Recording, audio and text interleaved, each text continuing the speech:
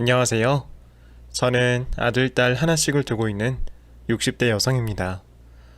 어느 부모들에게나 마찬가지이겠지만 저한테 자식은 제 전부나 마찬가지입니다.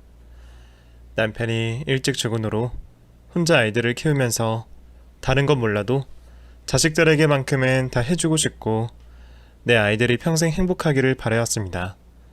특히 특별한 우리 딸은 다른 사람들보다 몇 배는 행복하길 바랬습니다. 그러다 결국 잊지 못할 한 사건이 벌어지고 제가 이렇게 사연까지 보내게 되었네요. 그날의 일을 떠올리는 지금도 여전히 분노와 슬픔이 들끓는데 당신은 어떻게 대처를 했었나 싶습니다.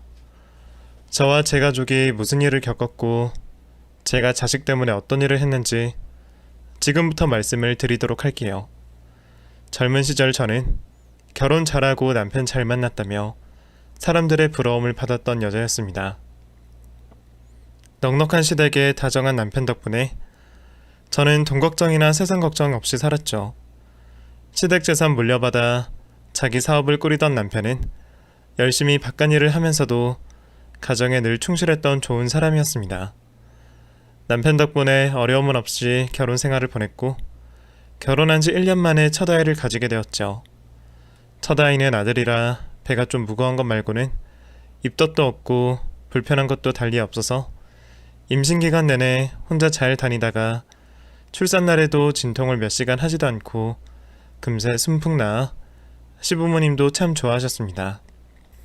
별로 고생 없이 첫 아이를 낳아서 그런지 저는 둘째 욕심이 금세 들었고 2살 터울의 둘째는 꼭 예쁜 딸을 낳기를 바라며 기도했습니다. 원한다고 다 이루어지는 건 아니었지만 둘째가 딸이기만 한다면 더 바랄 게 없겠다 싶었습니다. 그런데 제가 하늘의 예쁨을 받는 건지 저는 정말로 바라던 대로 딸아이를 가질 수가 있었습니다. 뱃속에 있는 아이를 위해 열심히 태교를 하면서 출산날만을 기다려왔죠. 첫 애를 워낙 쉽게 낳았기 때문에 저는 둘째도 어렵지 않게 낳을 거라 예상했었습니다. 딸이라 머리도 작을 것이고 아무렴 처음보다는 두 번째가 쉬울 수밖에 없다 생각했죠. 그러나 예상과 달리 둘째 아이의 출산 당일날 저는 지옥을 맛봐야 했습니다. 예정일보다 무려 3주나 일찍 진통이 시작된 바람에 저는 너무 당황스러웠습니다. 그래서 미처 준비도 다 하지 못하고 급하게 병원으로 이동을 하게 되었죠. 그리고 병원에 도착한 뒤에도 문제는 계속 벌어졌습니다. 진통이 몇 시간째 이어지는데도 첫애 때와 달리 상황이 좋지 않았습니다. 한참이나 기다려도 자궁문이 미처 다 열리지가 않았습니다. 이미 출산 과정은 응급 상황이나 다름이 없었습니다. 그렇게 될 줄 알았더라면 차라리 수술을 할 것을. 저는 그날의 제 고집과 저의 선택을 두고두고 후회하게 되었습니다. 10달을 미처 다 채우고 나오지 못한 딸아이는 너무 작고 약했습니다. 그리고 저 때문인 건지 선천적으로 장애를 가지고 태어났죠. 제 딸의 부족함을 장애라고 표현하고 싶지는 않지만 저희 아이는 한쪽 다리 기능을 제대로 하지 못하여 몸이 불편하여 장애 판정을 받게 되었습니다. 앞으로 치료와 재활을 받으며 조금이나마 호전될 수는 있지만 그렇게 해도 절대 평범한 사람들과 같아지지는 못한다고 했죠. 엄마인 저는 그런 딸아이의 문제가 모두 제 탓이라 생각하게 되었습니다. 제 뱃속에서 잘못된 거라 저를 자책하게 되었고 그렇게 둘째 아이는 제게 아픈 손가락이 되었습니다. 낳을 때부터 걱정 없이 태어나 건강하고 활달하던 아들과 달리 딸아이는 아픈 몸만큼이나 몸도 마음도 무척이나 여리고 약한 아이였습니다. 울기도 자주 울었고 한시도 제품을 벗어나려 하지 않았습니다. 타고난 성향인지 정말 몸이 아파서 그런지는 모르겠지만 저는 아이가 약한 것도 다 제 탓이라 생각이 되었죠. 저는 다리가 불편한 딸아이가 혼자 걷는 것도 가만히 두고 보지 못했고 혹시라도 넘어지는 것을 참아 볼 수가 없어서 나갈 때는 늘 손을 붙잡고 다니곤 했습니다. 혼자 걷고 넘어지고 해봐야 더욱 튼튼해지고 단단해진다는 걸 알았지만 제가 아이 손을 놓을 수가 없었습니다. 그렇게 저는 유년 시절 내내 딸아이를 애지중지하며 온실 속 화초처럼 키웠습니다. 아이가 유치원에 다닐 나이가 되었지만 다리가 불편한 아이를 유치원에 보낼 자신이 없어서 아이가 다칠까 아니면 놀림받을까 걱정되어 유치원도 보내지 않고 직접 가르치게 되었죠. 그래도 결국 학교는 보낼 수밖에 없었죠. 그때도 차마 아이 혼자 보낼 수가 없어서 아이의 등하굣길을 매일 데려다주며 교실 안까지 같이 들어가 자리에 무사히 앉는 걸 보고서야 돌아갈 수가 있었습니다. 심지어 보내놓고도 저는 혹시나 싶어 늘 학교 근처에 있었습니다. 그렇게 딸을 쫓아다니며 챙기는 게 여러모로 힘들기는 했지만 그때는 그래도 남편이 곁에 있어 주어 다행이었습니다. 남편은 아이가 아픈 것이 제 탓이 아니라며 저를 위로해주던 유일한 사람이었고 제가 딸을 잘 키울 수 있을 거라며 용기를 북돋아주던 사람이었습니다. 그런데 그런 남편이 갑작스럽게 세상을 떠나게 되었습니다. 비극적인 사고였네요. 몸도 건강했고 실수도 하지 않는 사람이기에 설마 사고로 죽을 줄은 아무도 몰랐습니다. 하지만 사고는 예고도 없이 찾아오는 일이었고 결국 저는 이른 나이에 남편을 먼저 떠나보내야 했습니다. 그때 큰아이가 11살, 둘째가 9살이었네요. 이제 막 학교 생활에 가는 아이들을 두고 떠난 남편을 기리며 저는 남편 없이 두 아이를 잘 키워내야 했습니다. 하지만 남편의 빈자리는 너무나 클 수밖에 없었고 존재 자체가 위안이었던 남편이 없어지니 저는 더 이상 기댈 곳을 잃게 되었습니다. 다행히 여유있던 남편이 두고 간 것이 많아서 경제적인 어려움을 걱정할 필요는 없었지만 제게 남편이었고 아이들에게 아버지가 없다는 것은 제 생각보다 힘들었죠. 남편이 떠나고 저는 품에서만 키우던 딸아이가 무척이나 걱정스럽기 시작했습니다. 남편도 하루아침에 떠났는데 저라고 무슨 일이 생기지 않으리라는 법이 없었으니까요. 이러다가 남편에 이어서 나까지 애들 곁을 떠난다면 나 없이 혼자 지내야 할 아이들은 어떻게 할 것이고 특히나 몸이 불편한 우리 딸아이는 어떻게 살아갈 수 있을까 걱정이 되었습니다. 아들에게는 여전히 미안한 말이지만 아무래도 멀쩡한 아들보다는 딸아이 걱정이 컸습니다. 몸도 불편한 애가 나 없이 이 모진 세상을 어떻게 살아갈 수 있을까? 그건 상상만 해도 두렵고 걱정스러운 일이었습니다. 남편이 죽고서야 그런 생각이 들었던 저는 딸아이가 혼자 남겨져도 홀로 살아갈 수 있도록 훈련을 시작하게 되었죠. 더 이상 이전처럼 품에 끼고 살지 않고 앞으로는 무엇이든지 직접 하게 되면서 일절 도움을 주지 않기로 했습니다. 물론 처음부터 쉽지가 않았습니다. 그동안 저 없이는 혼자 학교까지 가본 적도 없는 아이였기에 제가 등교를 도와주지 않겠다고 하자 아이는 무섭다며 학교에 가지 않겠다고 떼를 썼습니다. 싫어. 나 엄마랑 같이 학교 갈래. 나 혼자 가는 거 무서워. 내가 혼자 가다가 넘어지면 어떡해?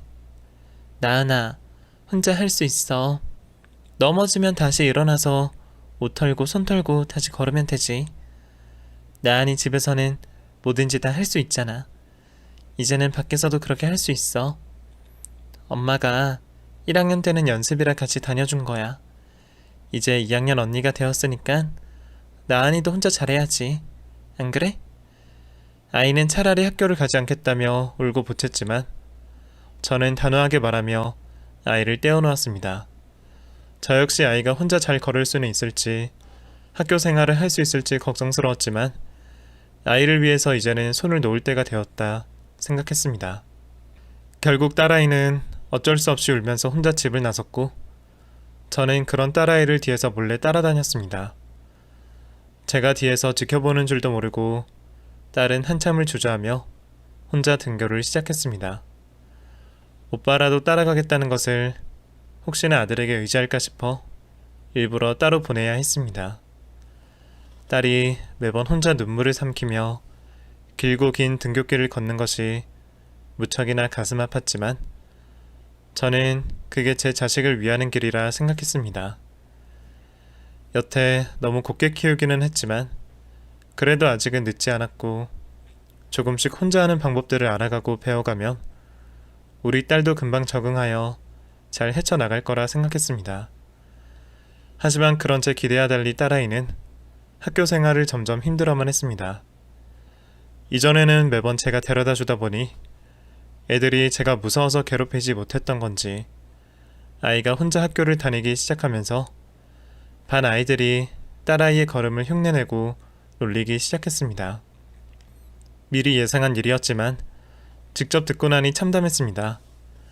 아무리 애들이라 그러지만 어쩜 그렇게 잔인한지 내 자식 또래의 그 아이들까지 미워질 지경이었죠. 하지만 그래도 딸아이가 학교로 데려다 달라 괴롭히는 아이들 혼내달라 말하는 것을 들어주지 않았습니다. 나은아, 괴롭히지 말라고 직접 말해봐. 엄마가 가서 해결해준다고 다 해결되는 게 아니야. 그런 사람들은 앞으로 어디서나 있을 거야. 나은이가 어른이 되더라도 그런 사람들이 있을 텐데 그때마다 엄마가 해결해 줄 수는 없잖아. 그러니까 앞으로는 나은이 혼자서 생각하고 이겨낼 줄 알아야 돼. 아이는 제가 도와주지 않아 섭섭해했지만 이해는 했는지 그래도 더 떼를 쓰지는 않았습니다. 그 후로 딸아이는 더 이상 제게 도와달라 말하지 않았고 뒤에서 지켜보니 혼자서 등교도 잘하는 듯 보였습니다. 그래서 저는 딸아이도 이제 홀로 서기를 잘할 수 있을 거라 생각했습니다. 그렇게 딸은 중학생이 되었고 더 이상 어린아이가 아니게 된 딸아이는 교복을 입고 세상을 조금 더 알아가고 좀 더 잘한 듯 보였습니다. 몇 년간 별일 없이 잘해줬으니 중학생이 되어서도 잘 견딜 거라 생각했습니다. 하지만 한창 사춘기를 보내는 아이들은 남에게 상처 주기도 쉽고 상처받기도 너무 쉬웠습니다. 중학생이 된 딸아이는 이전과 비교할 수 없을 정도로 학교 생활을 힘들어했습니다. 초등학교를 무사히 졸업해서 괜찮을 거라 생각했는데 중학생들의 괴롭힘은 더 이상 초등학생 수준이 아니었습니다. 학교에 갔다 와서는 매일 울기 바빴고 더 이상 학교 생활을 버티지 못하겠다 말했습니다. 그때는 저도 심각한 듯 싶어 직접 학교로 찾아갔고 담임 선생님께 괴롭히는 아이들을 주의시켜달라며 부탁드리며 같이 아이를 위해 노력했지만 제 자식 일이 제 마음대로 안 되듯 제가 남의 자식들을 제대로 교육시킬 수는 없는 일이었습니다. 선생님들 몰래 제 딸을 교묘하게 괴롭혔던 모양입니다. 또래 아이들의 걸시와 괴롭힘을 견디지 못했던 딸은 결국 자퇴를 결정하게 되었습니다. 제가 이래저래 설득을 해보기도 했지만 딸아이는 고집을 꺾지 않았고 결국 자퇴를 하게 되었습니다. 자퇴를 한 뒤로 딸아이는 밖에 나가지도 않고 급기야 사람을 만나는 것 자체를 두려워하게 되었습니다. 세상 풍파에 이겨내라고 아이를 사지로 몰아넣었던 건데 아이를 단단하게 키워보려 노력했던 것이 아이에게는 상처였나 봅니다. 저는 내 손으로 내 딸을 사지로 몰아넣은 것 같아 또다시 자책을 하게 되었습니다. 이후로 저는 딸아이가 다시 일어서기를 바라는 마음에 정신과 치료를 받게 하며 뭐든 하고 싶은 게 있으면 적극적으로 밀어주려 했지만 딸아이는 사람들에게 상처를 받고 의욕과 용기를 잃어버렸는지 이후로도 집에 갇혀 스스로를 가두고 외로운 외톨이 생활을 하게 되었습니다. 다행히 공부는 집에서도 할 수 있기에 혼자 노력해서 검정고시도 보고 고등학교 졸업장까지는 땄지만 대학을 다닐 용기는 없다며 좋은 성적에도 대학 진학은 포기한 채 여전히 집에서만 지내고 있었습니다. 한창 예쁘고 좋을 나이에 집에만 있는 것이 안쓰러웠던 저는 뭐라도 해봤으면 싶었지만 본인이 전혀 그럴 의지가 없었습니다. 자기가 좋아하는 오빠가 도와주겠다며 같이 나가자고 해도 꿈쩍 않던 아이라 제 말은 더 먹히지도 않았죠. 그러던 어느 날 조금씩 외출을 하며 변해가는 딸아이의 모습에 저는 깜짝 놀라고 말았습니다. 엄마, 나 잠깐 요 앞에 좀 나갔다 올게. 뭐? 어딜 간다고? 앞에 잠깐 산책 좀 하고 오려고. 안 돼? 아니야. 되지. 되고 말고. 그래, 조심히 다녀오고 무슨 일 있으면 엄마한테 바로 전화해. 알겠지? 중학교 때 자퇴를 한 후로 거의 웃지도 않고 늘 집에 틀어박혀 지내던 아이가 외출을 하고 먼저 웃기도 하며 조금씩 밝아지는 모습에 저는 딸이 갑자기 변한 이유를 궁금해할 수밖에 없었습니다. 딸아이는 자세히 말하지는 않았지만 그냥 친구를 사귀었다며 제 앞에서 기뻐했습니다.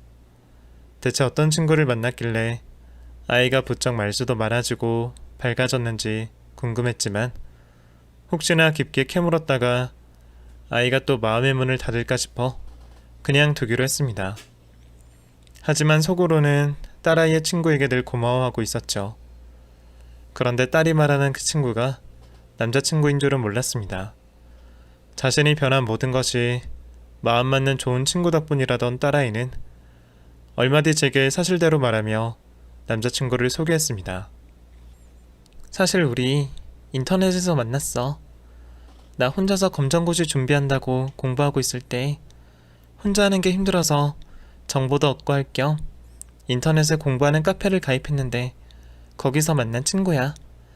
카페에서 서로 공부도 봐주고 고민 상담해주다가 친해졌는데 최근에 직접 보고 만나서 사귀기로 했어. 거짓말 하려고 그런 건 아니야. 나도 쑥스럽기도 하고 인터넷에서 만났다고 하면 엄마가 걱정할 것 같아서 그냥 친구라고 한 거야. 근데 상현이 정말 좋은 사람이야. 착하고 다정해. 그러니까 엄마도 걱정 안 하고 허락해주면 좋겠어. 인터넷 세상을 잘 모르던 저는 조금 염려되기는 했지만 딸아이가 자신에게 말하니 저도 걱정을 내려놓고 그 아이를 만나보게 되었습니다. 그렇게 직접 만나보게 된 딸아이의 남자친구 상현이는 딸아이 말처럼 무척 착해 보이고 예의 발라 보였습니다. 말하는 걸 들어보면 아는 것도 많아 보였는데 안타깝게도 그 친구는 가정 형편이 좋지 못해 학업도 중간에 그만두고 지금은 고정적인 일 없이 일용직 일을 하고 있다 하더라고요. 저는 다른 걸 다 떠나서 딸아이가 남자친구 덕분에 세상 밖으로 한 걸음 걸어 나간 것이 더할 나위 없이 고마웠습니다. 딸의 일로 상현이에게 너무 고마웠던 저는 상현이에게 조금이라도 도움을 주고 싶었습니다. 고졸이라 제대로 된 직장도 없이 험한 일용직 일을 하는 것이 마음에 걸려 제 지인들에게 부탁을 하여 괜찮은 곳에 안정적으로 일할 자리를 마련해 주었습니다. 물론 그 친구는 부담스러워했지만 제가 나은이의 엄마로서 해줄 수 있는 몇 안 되는 일이라 생각했습니다. 상현이를 만난 후로 딸아이는 전에 본 적 없이 부쩍 밝아지게 되었습니다. 더 이상 외출을 무서워하지도 않았고 말도 많아지고 점점 웃는 일들이 많았죠. 저는 제 딸의 행복을 위해서라도 두 사람이 싸우지 않고 오래 만나기를 바랬습니다. 그렇게 두 사람은 제 바람처럼 몇 년간 별탈 없이 꾸준히 만나왔고 시간이 지나고 두 사람이 결혼할 나이가 되자 상현이가 제 딸과 결혼을 하고 싶다며 저를 찾아왔습니다. 어머님, 저희 여태 서로 배려하고 이해하며 잘 만나왔고 이제는 가정을 꾸리려고 합니다. 아직 제가 많이 부족한 건 알지만 그래도 저 나은이 고생시키지 않고 예쁘게 잘 살겠습니다. 저희 서로 생각하는 마음을 아시고 허락해 주셨으면 좋겠습니다. 예비 사이는 마음에 들었지만 아무래도 연애와 결혼은 다르기에 고민이 되기도 했습니다. 아무 걱정 없이 덜컥 결혼을 시키기에는 예비 사이의 상황이 좋지 못했거든요. 사실 결혼을 한다고 하기에는 준비된 것이 너무 없었습니다. 상현이도 열심히 일하기는 했겠지만 그동안 홀어머니 대신하여 가장으로 집에 도움을 드린다고 돈을 모아두지도 못했다 했습니다. 집이야 제가 구해주고 돈이야 도와주면 되지만 생활력 없는 홀어머니 때문에 우리 딸이 혹시 고생이라도 할까 걱정이 되었습니다. 하지만 두 사람이 그 결혼을 너무나 원했고 저도 제 딸의 장애를 이해하고 끌어안아주고 트라우마를 극복하게 도와준 상현이를 보았기에 제 딸을 사랑해주는 그 마음씨 하나를 보고 결국 결혼을 허락하게 되었습니다. 제가 딸의 결혼을 허락하고 결혼 진행이 빠르게 되어갔습니다. 사위의 집안에서는 딸아이를 반기는 듯 했죠. 몸이 불편한 딸이 결혼 과정에서 시댁의 반대로 상처를 입지는 않을까 걱정을 했었는데 그렇지 않다고 하니 고마웠습니다. 그러면서도 혹시 상길래장에서 또 무슨 일이 생기지는 않을까 걱정되는 마음으로 그 자리를 나가게 되었습니다. 하지만 넉넉한 풍채로 인심 좋아 보이는 사부인은 그런 저의 마지막 남은 걱정마저 모두 없어지게 만들어 주었죠. 자식을 보면 부모가 어떤 사람인지 안다고 하던데 제가 나은이를 보자마자 사돈 떼실 분 인성이 얼마나 훌륭할지 알 수 있었습니다. 제 못난 자식인 상현이 때문에 걱정이 많아서 그렇지 여기 상견례 하려고 오는 길까지 다른 걱정은 하지도 않았죠. 홀로 두 자제분을 이렇게 훌륭하게 키워내셨다는 게 정말 존경스럽게 느껴지네요. 과찬이십니다. 빈말이 아니라 상현군도 너무 훌륭한 인성을 가지고 있어서 놀랐는데요. 항상 나은이가 걱정되었는데 이렇게 좋은 남편감을 얻어 제가 얼마나 안심이 되는지 모릅니다. 그리고 이렇게 사부인을 직접 뵈어보니 제가 마음의 걱정이 더더욱 없어지네요. 감사합니다. 저야말로 부족한 아들 직장까지 잡아주시고 사돈께 얼마나 감사한지 진작에 찾아가 감사 인사를 드렸어야 했는데 너무 늦은 것 같아 죄송합니다. 그리고 다시 한번 머리 숙여 감사드립니다. 흔히 상견례 자리에서 예의 차리는 말이 아니었습니다. 딸아이가 이전처럼 살아갔더라면 아마 제가 세상을 떠나는 날까지 편히 눈을 못 감았을 거예요. 그렇다고 동생에게 부모님의 관심을 평생 밀리고 단 한 번 싫은 소리 하지 않으며 모든 것을 양보해준 아들에게 성인이 되어서까지 동생을 맡아달라 할 수 없었습니다. 좋은 남편을 만나도 딸아이를 탐탁치 않아 하거나 무시하는 시어머니를 만날 수도 있을 텐데 이렇게 제 걱정을 단번에 놓게 해주시는 사부인을 만나 다행이라 생각이 들었습니다. 그 뒤로 서로에게 덕담하며 분위기가 무르익고 있을 때 사부인께서 제 딸을 데리고 있고 싶다고 말씀하셨죠. 혹시 오해하지 않으실까 말 꺼내기가 조심스럽네요. 다름이 아니라 사돈께서 허락만 해주신다면 나은이를 제가 데리고 있고 싶습니다. 시집살이나 제 수족을 들게 하려는 것이 아니라 옆에서 도와주고 싶어서요. 물론 사돈께서 옆에 계셔주는 것이 더 좋겠지만 하시는 일 외에도 여러 일로 바쁘시지 않습니까? 그래서 제가 몸이 불편한 나은이를 옆에서 도와주고 또 출산을 하게 되면 아이도 대신 키워주고 싶어서요. 생각지도 못한 사부인의 제안에 놀란 것도 잠시 몸이 불편한 딸을 도와주겠다는 말에 제가 오히려 감사한 마음이 들었습니다. 갑작스러운 결혼에 집안일 하나 가르치지도 못했는데 사부인이 곁에서 딸아이를 도와주며 집안일도 가르쳐준다면 좋겠다 싶었습니다. 거기다 선한 모습의 사이와 사부인은 믿을만한 사람처럼 보였습니다. 딸아이 또한 새로운 가족과 하루라도 더 빨리 친해지고 싶다는 듯한 표정을 저에게 보내고 있었죠. 저는 사부인의 부탁을 감사하다 답하게 되었습니다. 뜻깊고 즐거운 상견례를 마친 후 딸의 결혼 준비를 옆에서 같이 돕게 되었습니다. 짧은 학교 생활로 인해서 남편과 가족들 외에는 결혼식을 같이 준비할 친구가 없던 딸아이였고 내 품에서 같이 생활할 시간이 얼마 남지 않았다라는 생각에 바쁜 일정을 쪼개며 옆에 있게 되었죠. 불편한 몸으로 하루에도 여러 곳을 돌아다니는 게 힘들 텐데 나은이 얼굴에는 웃음꽃이 지어지지 않았습니다. 그 모습을 보며 이 웃음 그대로 평생 행복했으면 좋겠다 생각하게 되었죠. 그러면서 가족이들 사이와 사부인과도 여러 차례 만남을 가지곤 했습니다. 딸아이를 위해서도 제가 허물없이 가깝게 지내면 좋을 것 같았습니다. 그러다 한 번은 일을 하고 있는 아들을 제외하고 다 같이 식사를 하는 자리가 생겼습니다. 몇 번의 만남으로 이전보다는 조금 더 가까워졌다고 생각한 저는 농담도 하며 즐겁게 식사를 하고 있었습니다. 그때 딸아이가 저에게 한 가지 부탁을 해왔습니다. 엄마, 제가 상현 씨랑 앞으로 대해서 상의하다 말이 나와서 부탁 좀 하려고 하는데 아직 정확하게 정리된 거는 아닌데요. 나중에 갑자기 부탁드리는 것보다 저희끼리 말 나온 김에 이런 생각도 하고 있다 먼저 말씀드리려고요. 뭐길래 그렇게 서두가 길어? 엄마가 너희 결혼하는데 무슨 선물 더 못해줄까? 엄마가 상현씨 지금 다니는 회사 입사하게 해주셔서 너무 감사해요. 그런데 연애 때는 몰라도 결혼해서도 상현 씨가 그 일을 하기에는 경제적으로나 시간적으로 우리 두 사람 생활하기에는 힘들 것 같아서요. 물론 오빠나 저나 엄마가 일자리를 구해주신 걸 당연하게 생각하는 건 아니에요.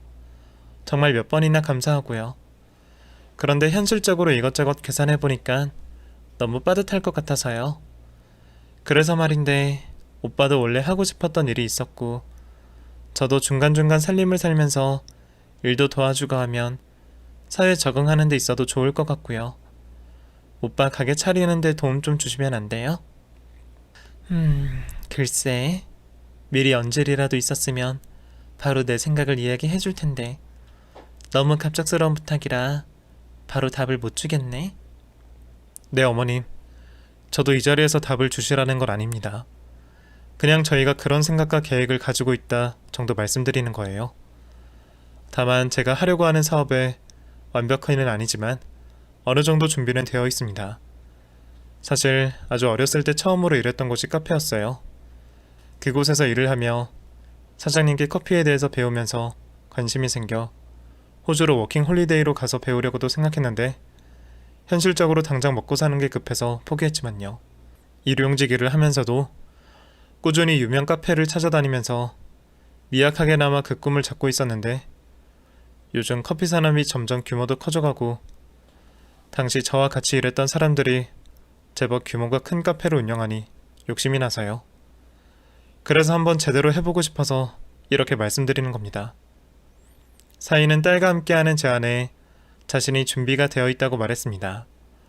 작은 카페라도 돈 몇 천은 들어가는 상황에 쉽게 결정할 수 없었습니다. 거기다 적은 수입이나 안정적인 수입을 받는 일자리를 포기하는 것도 그다지 마음에 들지 않았죠. 괜히 아이들이 사돈께 무리한 부탁을 하는 것 같아 제가 죄송해지네요. 제가 능력이 있었다면 이런 말이 나오지 않았을 텐데 괜한 고민을 만들어드려서 제가 죄송합니다. 그런데 젊은 아이들이 저희보다 앞으로의 전망을 보는 데 있어 더 밝지 않겠습니까? 그리고 당장에 몇 년은 힘들더라도 서로 같이 이겨내며 열심히만 하면 좋은 결과가 있을지도 모르고요. 나은이도 카페처럼 사람과 많이 접하는 곳에서 일하면서 사회의 편견도 깨고 스스로 무엇인가 해낸다면 자존감도 올라갈 거고요. 못난 아들을 둔 어미로서 이번 부탁 좋게 봐주셨으면 감사하겠습니다. 사실 사위가 얼마나 준비가 되었나 보다는 나은이가 사회에 나와 활동을 한다는 말이 제게 더 와닿았죠. 그 말을 듣자마자 밝은 모습으로 일을 하고 있는 딸아이의 모습이 그려졌습니다. 그 상상을 하니 딸을 위해서라도 도움을 줘야겠다 마음을 먹게 되었습니다. 당장에 그 부탁을 수락하지는 않고 집으로 돌아가 고민을 하는 척했고 사업 자금을 조건 없이 주는 것이 아니라 빌려주는 것으로 약속을 하고 부탁을 들어주게 되었습니다. 혹시나 계속된 저희 도움으로 사위와 딸아이가 안일한 마음을 가질까 싶어한 하나의 안전장치였죠.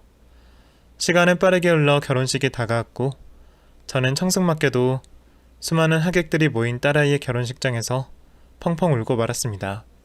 아침까지 어떻게든 참아보려 했던 눈물인데 그토록 아름다운 딸아이의 모습을 보게 되니 저와 딸이 겪어온 힘든 시간들이 머릿속을 스쳐갔습니다. 언제 이렇게 다 자란 건지 딸아이는 우는 저를 웃으며 위로해줄 나이가 되어 있었습니다. 그 모습을 보며 저는 제 몫을 다한 거라 생각하며 딸아이의 영원한 행복을 빌게 되었죠. 결혼을 한 딸은 그 뒤로도 친정을 자주 찾으며 행복한 모습을 보여줬습니다. 이전에 비하면 비교할 수도 없을 만큼 긍정적이고 밝아진 모습에 저 또한 너무나도 만족을 하고 있었습니다. 한창 딸과 제가 생애 가장 행복한 시간을 보내고 있을 때 갑작스레 어두운 먹구름이 찾아왔습니다. 바로 코로나였어요. 점점 걷잡을 수 없게 커져가는 코로나 사태로 저는 사업으로 많은 사람을 상대한다는 이유로 딸아이 또한 사이가 하는 카페로 인해서 서로를 생각하는 마음에 만남을 줄여가게 되었습니다. 사태가 진정이 되어가면서 너무나도 딸을 보고 싶은 마음에 친정으로 와서 보자며 제게 연락을 해보아도 가게 일로 바쁘다며 피했습니다. 가게를 찾아가려고 하면 코로나가 위험해서 또는 다른 일을 하고 있다며 좀처럼 얼굴 보는 게 쉽지가 않았습니다. 사소한 이유로 차일피일 만남을 거부하는 딸아이에게 서운했지만 딸아이도 힘든 상황에 재촉하면 안 되겠다고 생각이 들었습니다. 뉴스에서 백신이 도입되고 코로나 사태가 곧 진정이 될 거라는 이야기를 들으며 딸과 보게 되는 날을 오매불만 기다리게 되었죠. 그러던 금요일 저녁이었습니다. 창밖 풍경이 보이지 않을 정도로 폭우가 쏟아지던 날이었죠. 비 때문인지 아들은 퇴근길이 늦어지고 있었고 저는 돌아올 아들에게 줄 음식을 차리고 있었죠. 한창 찌개를 끓이고 야채를 다듬고 있을 때 아파트 출입문 호출이 왔습니다. 화면을 보니 음식 배달 기사분 같았어요. 그 호출에 대답을 하기도 전에 문을 열렸는지 화면 속에서 기사분께서 사라지셨죠. 혹시 아들이 배달 음식을 시켰나 싶어 전화를 걸게 되었습니다. 네, 어머니. 저 좀 더 늦을 것 같은데요. 비가 너무 많이 와서 그런지 차가 엄청 막혀요. 그래? 알았다. 그런데 너 혹시 배달 음식 시킨 것 있니? 배달 음식이요? 아니요. 제가 시켰다고 해요? 아니, 우리 호수를 호출하길래. 아마 그분이 호수를 착각했나 보다. 아들과 통화 중에 호수를 착각한 걸로 생각한 배달 기사분께서 저희 집 문을 두들겼습니다. 혹시 뭐 너 친구가 대신 시켜준 건 아니야? 문까지 두들기는데? 잠깐만 있어봐라. 그런데 문을 요란하게 두들기는 밖에서 이상한 소리가 들려왔습니다. 엄마, 제발 나 좀 숨겨줘요. 엄마, 나 나은이야. 문 좀 열어줘요. 엄마. 분명 제 딸의 목소리였습니다. 저는 황급히 현관으로 뛰어가 문을 열어주게 되었고 무슨 일인지 배달 복장을 하고 있는 딸아이를 마주하게 되었습니다. 나은이니? 너가 왜 이러고 있어? 옷은 이게 또 뭐고? 숨겨달라니. 밖에서 무슨 일이 있었던 거야? 무엇에 그리 겁을 먹은 건지 딸아이는 비에 홀딱 젖어 몸을 떨고 있었고 저는 딸아이를 집 안으로 들여 온몸을 닦아주고 뜨거운 물을 욕조에 받았습니다. 딸은 혼자 욕조에 들어가는 것도 겁을 내었고 제가 곁에 있게 되었습니다. 그런데 딸아이 몸 군데군데 멍자국이 있는 겁니다. 분명 딸이 안 좋은 일을 겪었다고 판단이 되었죠. 시간이 지나면서 나은이는 그 전보다는 많이 안정된 모습이었습니다. 저는 딸아이에게 조심스럽게 지금까지 있었던 일을 물어보게 되었죠. 한참 동안 딸아이의 말을 다 듣고 저는 저 스스로를 부셔버리고 싶었습니다. 제가 딸을 못 보는 동안 딸은 인간 취급도 받지 못하는 시댁살이를 하고 있었습니다. 시모에게는 저와 딸이 알아차리지 못한 다른 얼굴이 있었습니다. 처음 시모와 같이 살게 된 딸아이의 삶은 예상과 같이 무척이나 평온하고 행복했다고 합니다. 제가 도와준 덕분에 작은 걱정 없이 카페 사업을 할 수 있었고 오픈 초부터 여러 미디어에 노출되며 성공적인 매출로 이어졌다고 합니다. 문제는 코로나 이후였습니다. 수직으로 떨어지는 매출 적자로 인해 공과금과 월세 등이 점점 힘에 부치기 시작했고 몇 주마다 바뀌는 정부의 지침으로 영업 자체가 힘들었다고 합니다. 결국 사이가 카페 일을 잠시 멈추게 되었고 배달 일과 함께 일용직 일을 다시 했다고 합니다. 하루 24시간 중 대부분의 시간을 잠까지 줄여가며 일을 하게 되었다고 합니다. 딸아이도 힘든 시기 일을 도와보겠다고 이곳저곳에 일을 해보려고 했지만 불편한 몸 때문인지 단 하나의 일도 할 수 없었다고 합니다. 그 모습을 보고 자신의 자식은 죽도록 일을 하는 상황에 편하게 집에만 있는 제 딸이 미웠나 봅니다. 그때부터 제 딸을 괴롭히기 시작한 거죠. 처음에는 말로만 하던 폭력이 밀치거나 꼬집는 육체적인 폭력으로 이어졌고 전과 달리 무척이나 강압적인 모습을 보였다고 했습니다. 그 모습을 보며 과거 학창시절의 기억이 떠올랐던 딸아이는 다시 트라우마가 재발했던 것이죠. 오빠와 저에게 도움을 요청하지도 못하고 그 긴 시간 동안 지속적인 폭력에 노출되었습니다. 그러면서도 아들 앞에서는 좋은 시어머니의 모습을 하며 연극을 해왔고 나중에는 제가 딸아이에게 쓰라며 주는 용돈마저 자신이 가로채 사용했다고 합니다. 그것만 해도 충분히 괴로운 상황에서 몸이 불편한 우리 딸아이에게 새벽 물리를 하여 나간 사이 몰래 배달일까지 시켰다고 합니다. 오토바이나 자전거 등은 탈 수 없으니 걸어다니며 배달을 하라고 했답니다. 매일 몇십 킬로가 되는 거리를 돌아다니며 관절에 무리가 가서 더는 견딜 수 없던 딸은 배달 일을 하던 도중 집으로 찾아온 것이죠. 시모를 두동강 내고 싶은 마음은 당연했지만 그보다 그러한 집에 내 손으로 딸아이를 떠밀었다고 생각하니 제 자신이 미웠습니다. 바보 같았고 머저리 같았어요. 나은이가 그 고생을 하고 있는 시간에 밥을 먹고 잠을 자고 평범한 일상을 보냈다고 생각하니 제가 진정 엄마가 맞는지 싶었죠. 참을 수가 없던 저는 딸아이를 집에 둔 채 곧장 시모에게 향했습니다. 그 순간만큼은 체면이든 법이든 개나 줘버리라는 마음이었습니다. 내 손으로 그 여자를 아작내고 싶었습니다. 불쑥 찾아온 제 모습에 당황도 안 했는지 시모는 저를 보자마자 거짓말을 했습니다. 사돈, 이런 날 어쩐 일이세요? 애들은 지금 일 쉬면서 조용한 지방에 가 있고 싶다고 해서 지금 집에 없는데. 저는 그 여자 입에서 말이 끝나기 무섭게 머리채를 휘어잡았습니다. 이거 왜 이러세요, 사돈? 네가 그러고도 사람이야? 사람이냐고. 나한테 나은이가 어떤 딸인데 그걸 알면서도 그런 몹쓸 짓을 해? 내가 너희 모자에게 뭘 바란 게 있다고. 너네가 해달라는 거 다 해줬는데 니년처럼 말이 안 통하는 짐승에게는 매가 약이지. 매가 약이야. 한참 머리채를 잡고 이리저리 휘둘렀더니 제 손에는 그 여자의 머리털이 한가득 있었습니다. 머리털이 뽑히고 나서야 풀려난 그 여자에게 저는 잡히는 대로 물건을 던져가며 그 여자를 폭행하게 되었습니다.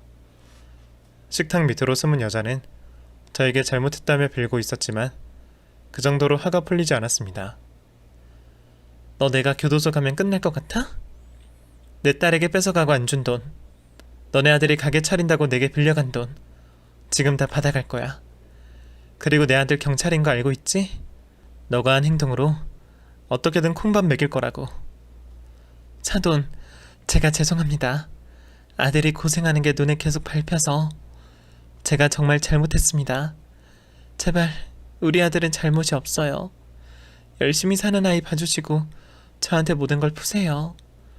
잘못했다고 사정사정을 하고 있지만 그걸로 부족했던 저는 딸이 당한 만큼 매타작을 하고 싶었습니다. 그런데 그때 일을 마치고 온 사이가 들어왔습니다. 그리곤 그 광경을 보고는 저를 말리게 되었죠. 장모님? 이게 무슨 일이에요? 아니 우선 이거 놓고 이야기하세요. 너도 똑같은 놈이야. 너 정말 몰랐어? 정말 네 엄마가 나은이한테 한 짓을 모르고 있었냐고. 무슨 말이세요? 어머니, 장모님 무슨 말씀하시는 거예요? 저는 그 자리에서 제가 나은이에게 들었던 모든 일을 이야기하게 되었죠.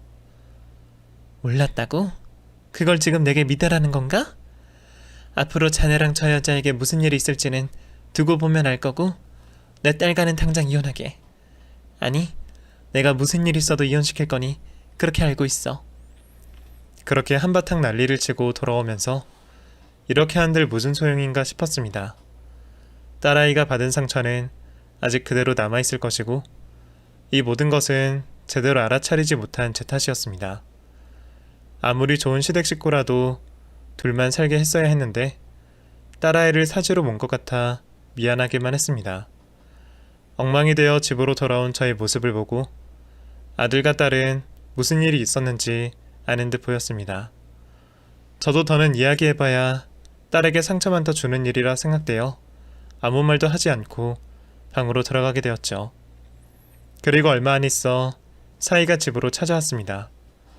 처음 노발대발하며 사이를 쫓아내려 했지만 사이는 정말 몰랐었던 일이었다고 말했고 사실을 듣게 된 뒤 그 여자와 연을 끊었다고 말해왔습니다.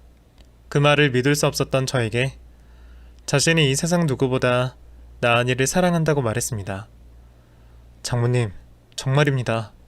제가 알았다면 절대 이런 일 없었을 거예요. 물론 제게 책임이 없다는 말이 아닙니다. 장모님 말씀처럼 남편으로서 나은이가 힘들어하는 걸 눈치채지 못한 제 잘못입니다. 더 이상 같은 일은 없을 겁니다. 어머님께서 우려하시는 일 절대 없을 거라 맹세합니다. 전 나은이가 이 세상의 1번입니다. 아무리 제 어머니라고 해도 제 아내에게 그런 행동을 한 것을 용서할 수가 없어요. 그래서 어머님과 관계 정리했습니다. 그리고 저 아직 나은이 많이 사랑합니다. 당장에 빌려주신 돈 갚으라 말씀하시면 갚겠고 화가 풀리실 때까지 혼내시면 혼나겠습니다. 하지만 제발 나은이 곁에 있게만 해주세요. 제가 정말 잘못했습니다. 맞아요, 엄마. 내가 상현 씨에게 숨겼어. 괜히 내가 말해서 일만 커질 것 같아서. 내 잘못도 있어.